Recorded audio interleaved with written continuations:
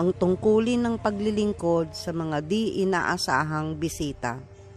Sa kulturang Vedic, tungkulin ng isang pinuno ng tahanan na paglingkuran hindi lamang ang mga inaanyayahang bisita, kundi pati na rin ang mga dumarating ng hindi inaasahan.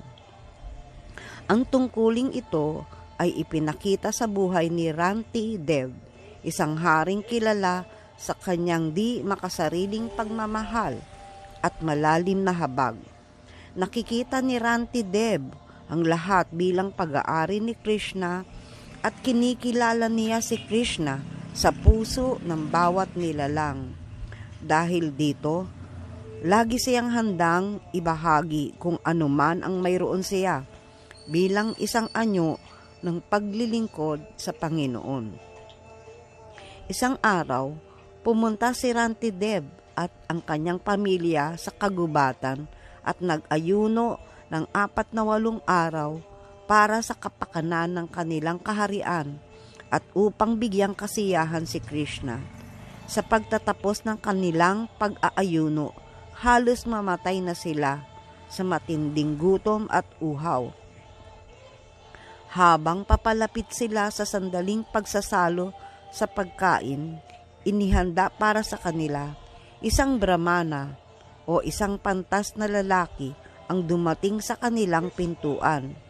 Nakita ni Ranti Dev si Krishna sa puso ng brahmana, kaya't inimbitahan niya ito at pinakain hanggang sa mabusog, sa kabila ng sarili niyang pangangailangan. Pagkaalis ng brahmana, muling naupo si Ranti Dev at ang kanyang pamilya upang kumain. Ngunit dumating naman ang isang sudra, isang taong mula sa mababang caste, nang dahil hindi nag-atubili si Ranti Dev na inialay sa sudra ang lahat ng natitirang pagkain. Tiniyak na mabubusog ito ng husto, kahit pa wala nang matira para sa kanila. Matapos maibigay ang lahat ng pagkain, ang natitira na lamang ay isang maliit na halaga ng tubig. Tama lang upang mapanatiling buhay si Ranti Dev. Habang siya'y malapit ng uminom, isang tiyandala o isang taong mula sa pinakamababang caste ang dumating.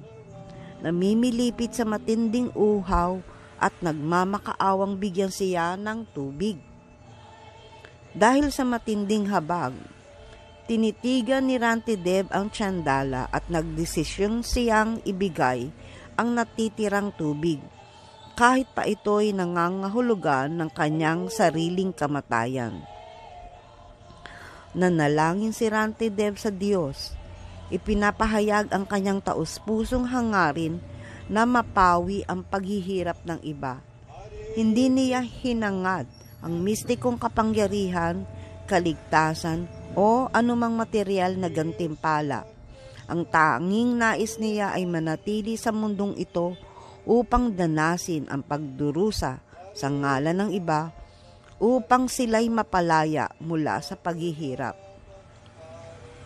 Nang ibigay ni Ranti Dev ang huling patak ng tubig sa tiyandala, ang tiyandala kasama ang brahmana, ang sudra at ang mga asong dumating kanina ay biglang nagbago ng anyo.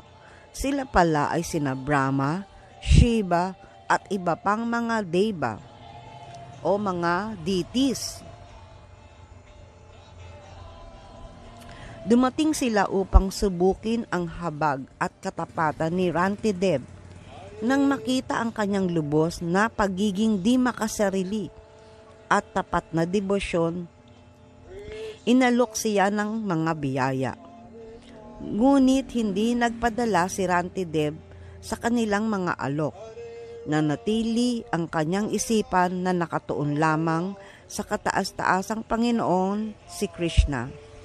Hindi siya naghangad ng anumang material na gantimpala o kapangyarihan.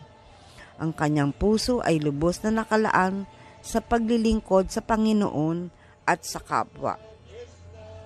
Dahil sa kanyang dalisay na kamalayan at mahabaging likas, pinagpala siya ng labis ni Krishna. Haribol.